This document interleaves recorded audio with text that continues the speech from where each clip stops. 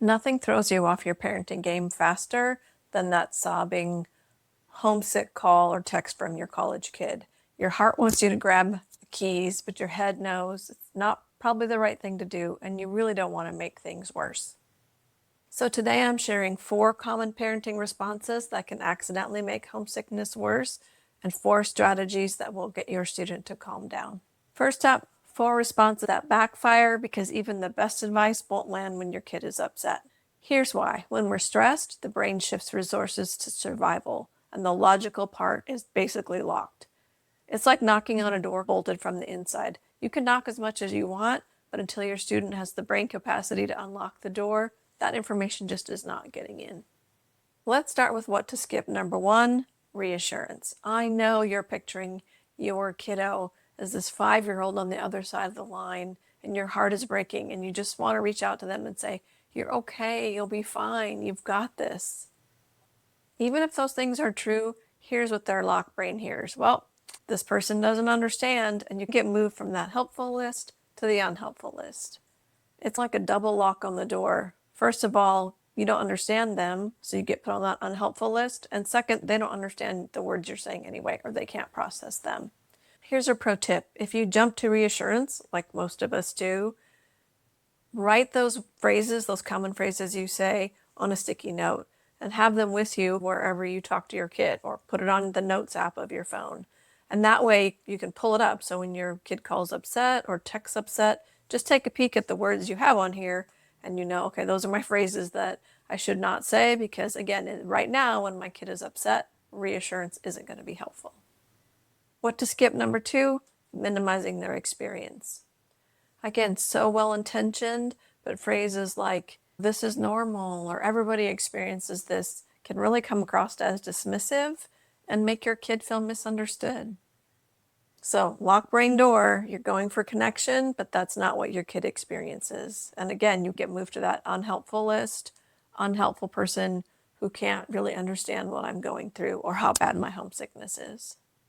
So if this sounds a lot like you, or maybe your spouse, grab that sticky note again and put those phrases on there. Those ones where you're trying to make them feel better, but it might really come across as minimizing their experience. That was what to skip number 2. Now on to what to skip number 3, big decision pressure. I get it when your kid is crying and in a moment kind of weakness, your first thing you might want to say is, "Do you want to come home, honey?" Because for 18 years, you've been that person that helps them feel better. And what's the best way to make them feel better, you think, in the moment, is like to have that little birdie back in you. Remember that locked brain and what's not accessible when your kid is upset? There really is no biological way to make such a huge, important decision as should I stay or should I go when your student is in that survival, in that upset mode. You can ask them to make little decisions, and I talk about that in the what to do strategy number 4, so stick around for that one.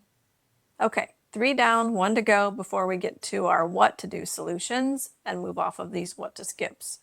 What to skip number 4 is immediate problem solving. Again, supernatural to say things like, well, have you talked to your RA? Go grab your roommate for pizza, my treat. Have you joined any clubs? Again, all of these are super great suggestions, but not when your kid is in upset mode. You're just going to sound like that teacher in the Peanuts cartoon, and we don't want that. We want you to stay as a resource and someone your kid can count on when they're homesick or going through other big feelings. I know that was a lot of don'ts, and you're probably thinking, well, great, Dr. V, I've done all of these. You know what? So have I. But the good news is when you get those out of the way, and now you can focus on what to do, moving your student through homesickness can be so much easier. So let's get on to those 4 things. Oh, and strategy number 4 is a student favorite, so be sure you stick around to the end. Actually, before we do that, I want to clarify something. This video is about those first moments, when your student is really upset, either through texting or calling on FaceTime. Your job at this moment isn't solving the whole problem. It isn't, should I buy a plane ticket or research what clubs to help them join or help them draft a letter to their RA, those kinds of things. It's really just about calming their brain down in that moment so they can access that smart thinking brain that got them into college in the first place. Okay, the first strategy in the what to do category is going to let their biology do the heavy lifting. I call it cooling the system. Everyone's body has natural reset mechanisms, and here's how to help your student access that. Here's what I want you to tell them.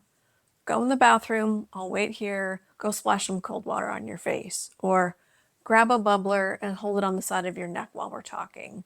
Another pro tip, I actually send these types of cooler bags in the first aid kit with my college students. All they have to do is pop them and put them on their neck. They're instantly cold, no refrigerator required. I know this might sound like kind of a weird random ask, but here's what it does. It triggers something called the mammalian dive reflex.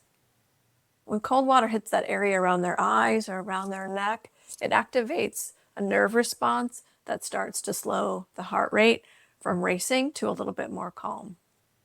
Here's why this works so well, even though your student isn't a diving dolphin. It requires no mental effort on their part.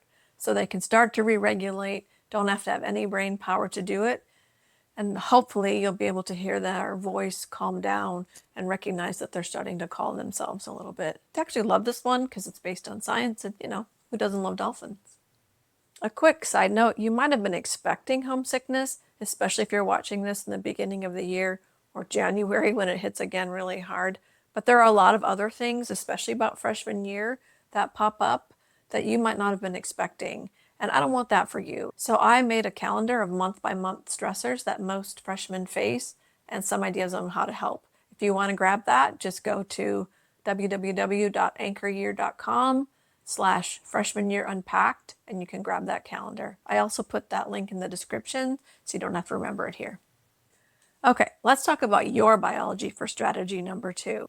Strategy number 2 basically is steady yourself. Your kid's biology will take cues from your biology. It's called co-regulation. It's been happening since the first minute you touched your baby. Which gives you some real power here. Your mood state is 100% contagious. So here are 3 ways to loan them your calm. First of all, match their breathing and then slowly start to slow your breathing down, and their body and their brain should start to slow their breathing down with you. Number 2, keep your tone slow and warm and steady, not too positive and excited, and certainly not too spirally and crying and upset. Just slow, steady, calm as you talk to them. This also cues their brain that they're in safe territory. And number 3, drop your shoulders, unclench your jaw. Even if you're just talking to them on the phone, their body can sense physical tenseness even if they can't see you. And certainly if you're on FaceTime, they'll be able to tell. So make sure your physical composition is as calm as you can be when you're talking to them on the phone or on FaceTime. So this really isn't just about sounding calm. It's about giving their biology those cues so they can escape out of that fight or flight. And again, a reason it works great requires 0 mental effort on their part. Strategy number 3, I like to call validate the feeling and skip the fix. So now that we have their biology under a little bit of control, what words do you say? You have to say some words that help, right? We've already eliminated what not to say, like reassurances and minimizing the situation.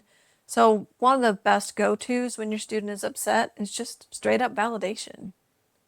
So here's your mantra, and you can write it on your sticky note if you have room. Validate the feeling, skip the fix. Try things like this. This sounds really hard. I can't imagine you would be feeling any other way but stressed right now. Of course you're missing home. This is such a huge change. Notice that these didn't rush them or solve the problem. Words like this show the brain like, hey, this person gets me, understands me, is in the same camp as I am, and that starts to take down their defenses so they can really actually start to problem solve.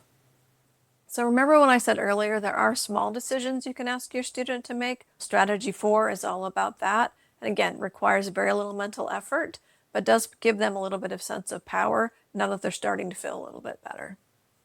And strategy 4 is basically gentle movement.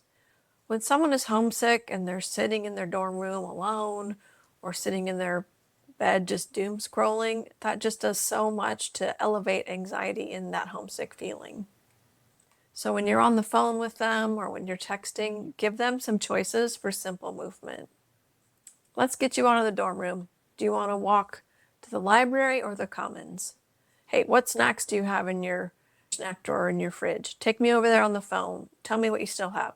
Goldfish, fiery Doritos. Grab one of those and have a snack while we talk. I'll tell you about what's going on with grandma. Stretching burns off a lot of stress. We'll do it together. You want to start with your arms or your legs? How does this work? Movement burns off those stress hormones and reduces that sense of being trapped, which is a big driver of homesickness. And the beauty of giving them a little choice, a walk or let's go get a drink, again, it just helps them not feel powerless, like there's some baby step that they can take to try to get out of this homesickness feeling. And honestly, students actually love this one because it seems really doable and kind of something like they'd see on TikTok and not a parent lecture. As helpful as these strategies are, I know once you hang up, you're going to be wondering, well, should I text them again in an hour? Should I leave them alone to figure it out? Should I follow up and see if they actually went for a walk? Do I give them space or do I pull up the old go join a club line and hope for the best? I mean, they're 18 now, right? A phrase I hate, by the way. Here's the thing. Helping your student make peace with homesickness isn't about using some tired old advice. And it's not about grabbing the keys. There are actually some pretty unconventional ways to help kids settle into college, ways that most parents haven't thought about or tried yet. So if you want to discover 5 out-of-the-box strategies to help your student move through homesickness and move on to enjoying campus life, that's what I cover in my next video. I'll see you there.